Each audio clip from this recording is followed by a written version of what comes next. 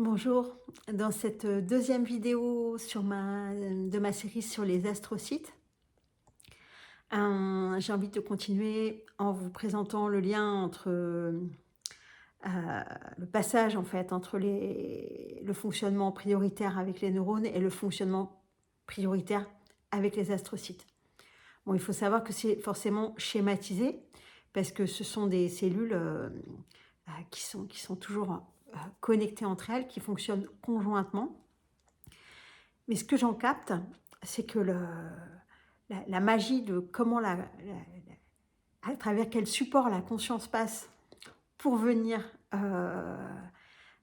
éclairer une réalité humaine, une existence humaine, puisque c'est que de ça qu'on peut parler en tant qu'être humain, et ben en fait, elle va changer de qualité selon qu'elle se positionne prioritairement à la manière neuronale électromagnétique binaire ou alors à la manière élargie, astrocytaire, beaucoup plus déployée.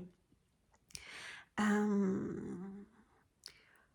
je vous le disais dans la vidéo précédente, depuis un siècle, les études sur les neurones et tous les appareils qui ont été développés sont essentiellement en lien avec l'électromagnétique, avec la binarité, avec un système qui fonctionne avec 0-1. Et donc, ils vont aller faire plein de mesures, mais qui vont toujours aller mesurer en fait l'activité électrique du cerveau. C'est compréhensible de mon point de vue que ce soit ces outils-là qui ont été développés, puisque tout le fonctionnement de la science dans ces années-là a été largement analytique et donc très neuronal. Donc ils ont développé en fait des systèmes en lien avec leur manière de fonctionner. Et même avec ces systèmes-là, ils ont permis de voir quand ça bascule en astrocytes. Ça, je voulais vous parler, par exemple, par rapport aux rythmes cérébraux. Vous savez, les calculs en Hertz des différentes ondes cérébrales. Donc, c'est quelque chose qui a été beaucoup étudié ces 50 dernières années pour voir les différents moments cérébraux, et donc qui étaient attribués aux neurones, avec, vous savez, 5 bandes de fréquences qui ont été de 0 à 80, enfin de 1 à 80 Hertz, qui ont été découpées pour parler de différents états de la conscience. Donc, dans les extrémités, on a d'abord de 1 à 4 Hertz, on a delta, de 4 à 8 Hertz, on a θ. Donc ça, ces deux bandes-là, de 1 à 8 Hertz, c'est des bandes d'extrêmement grande relaxation, méditation, sommeil profond. Quelque chose qui est très lent et très dilaté dans la profondeur et dans une forme d'extase. Ensuite, on a le alpha qui est de 8 à 12, qui est une espèce de paix intérieure, un état de sérénité, d'éveil tranquille ou juste les yeux fermés à un moment de détente. Ensuite, on a une très grande plage bêta de 12 à 35 Hz. Et alpha et bêta, si vous voulez, c'est le fonctionnement habituel du cerveau ordinaire quand les neurones peuvent fonctionner de manière optimale dans leur linéarité. Et donc bêta, ça va être tout ce qui est activité de discussion, d'élaboration, d'analyse, de réponse à l'environnement, aussi de cogitation mentale, etc. Et au-dessus de 35 Hz, jusqu'à 80 Hz, donc encore une très grande bande de fréquence, on a ce qu'on appelle l'état gamma, donc là, qui là est un éveil supérieur du cerveau avec énormément de connexions qui se font, une intelligence qui peut câbler extrêmement de connaissances, avoir accès à des niveaux de complexité incroyables, etc.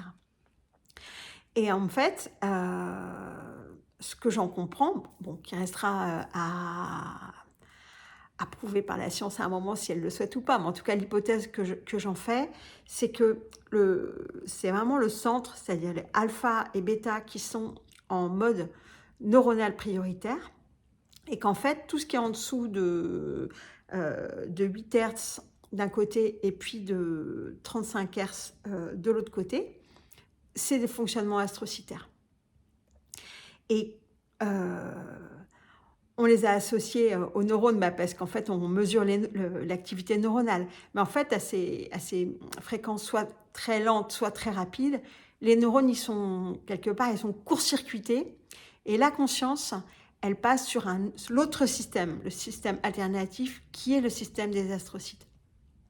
Et qui permet d'aller accéder à d'autres niveaux de conscience, à d'autres manières de capter l'information, d'organiser l'information, d'avoir accès à de l'intuition. Et c'est vraiment ces états-là qui sont appelés à élargir. C'est pour ça que ça correspond aussi bien avec l'idée que les neurones, le fonctionnement neuronal prioritaire, c'est vraiment un enfermement dans des œillères, mais qui nous sert dans le quotidien pour vivre nos boucles d'habitude, nos fonctionnements sociaux, nos manières de causalité, de relier les stimulations à des réponses, et qui est aussi un héritage assez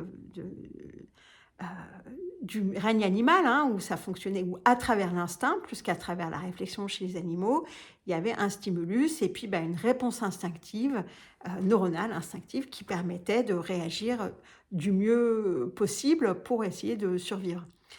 Donc, d'une certaine manière, ce fonctionnement neuronal, il est encore actif, mais il sert à la survie.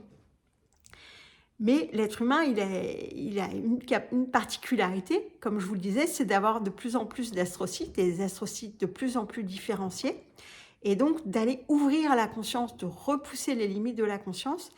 Et la conscience, comprise ici comme capacité à recevoir de l'information, à la fois par le corps, les capteurs sensoriels, mais aussi par d'autres plans plus élevés d'où viennent les informations, que ce soit des structures mathématiques, des structures archétypales, des espaces-temps parallèles, etc. Et en fait, c'est comme le moment où on passe en astrocytaire, le voile s'effondre et nos antennes peuvent se déployer et nous ouvrir à la réception de beaucoup d'informations auxquelles nous n'avons pas accès d'habitude, qui ne sont pas d'ordinaire disponibles.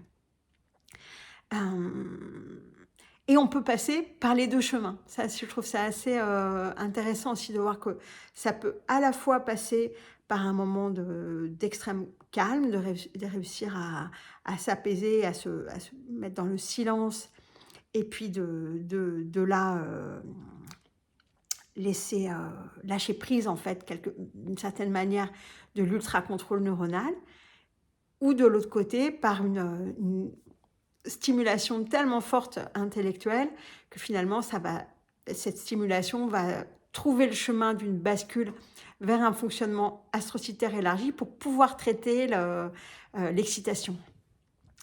Et les deux aboutissent au même résultat qui est l'accès à davantage d'informations et d'une manière différente de ce qui est ordinaire. Ça, je voulais vous parler de ça parce que autant vous ne connaissez pas forcément les astrocytes, vous avez peut-être déjà entendu parler de ces différentes fréquences cérébrales de 1 à 80 Hz. Et là, ça vous permet aussi de voir, selon les états dans lesquels vous êtes, capter qu'il y a des moments où vous êtes déjà dans le fonctionnement astrocytaire. Quelque chose qui me semble important à regarder aussi, c'est que beaucoup de personnes expérimentent des états modifiés de conscience. Alors, soit c'est de manière fortuite, c'est-à-dire que la vie les précipite dedans, comme par exemple des expériences de mort imminente ou se trouver par rapport à un phénomène paranormal à un moment donné. Mais la plupart des personnes vont aller,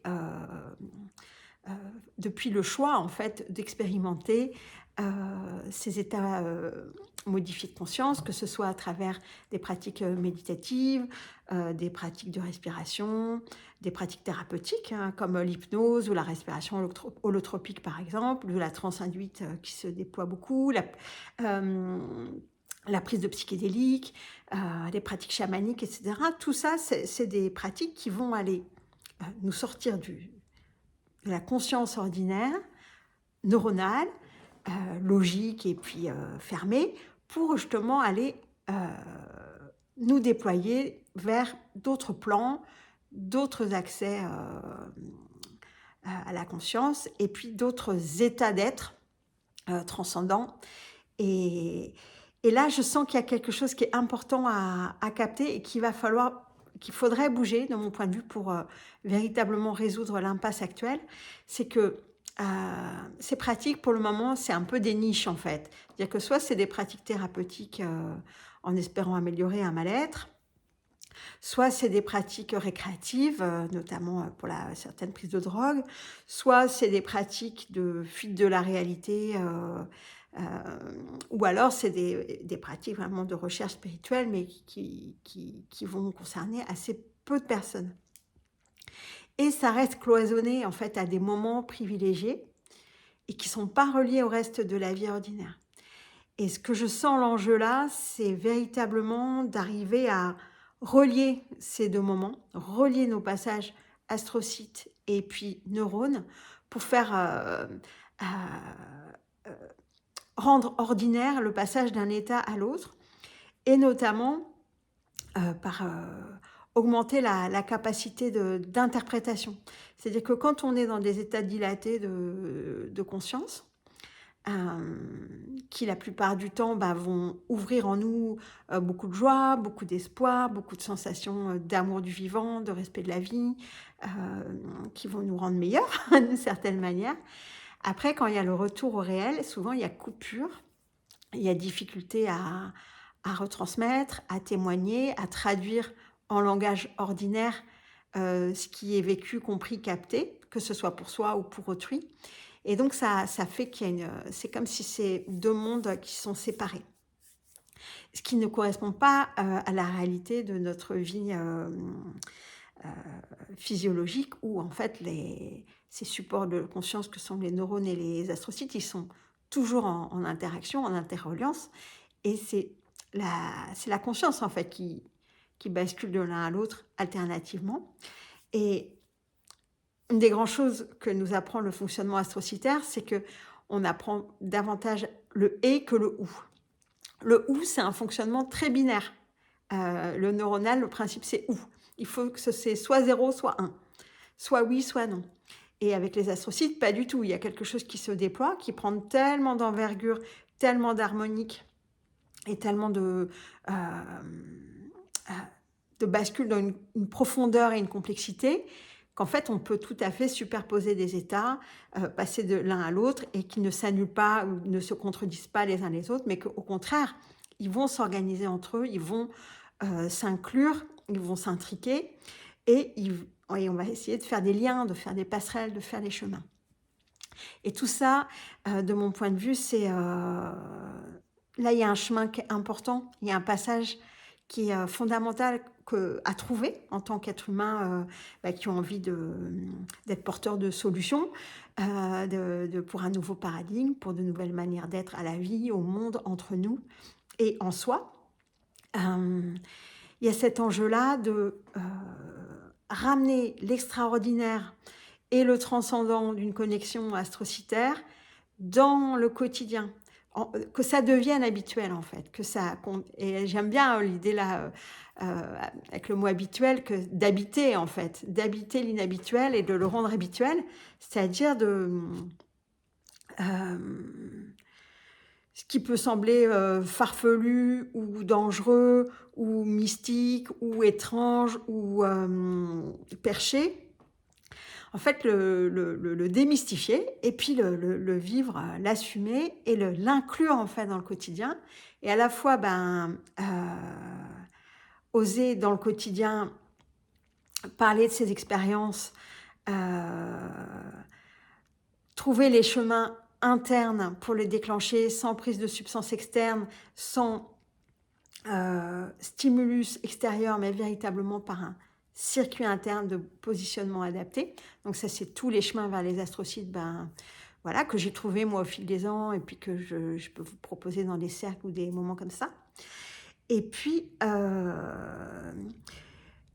de l'autre côté, c'est aussi comment vivre son quotidien avec les astrocytes. Et notamment, bah, la première chose qui me vient en retour de mon expérience, c'est la, la connexion profonde, par exemple, que je vais vivre avec mon jardin, avec les plantes, avec les animaux avec qui je vis, avec l'ambiance. Ça, c'est-à-dire que dans le quotidien, j'ai réussi à faire en sorte que les astrocytes soient déclenchés, connectés de manière ordinaire, habituelle, quotidienne. Et donc, il y a ces moments de magie qui sont vécus au quotidien et qui deviennent de fait des moments d'appréciation, des moments de reliance avec la vie, où il y a quelque chose qui s'interconnecte, mais pas juste pour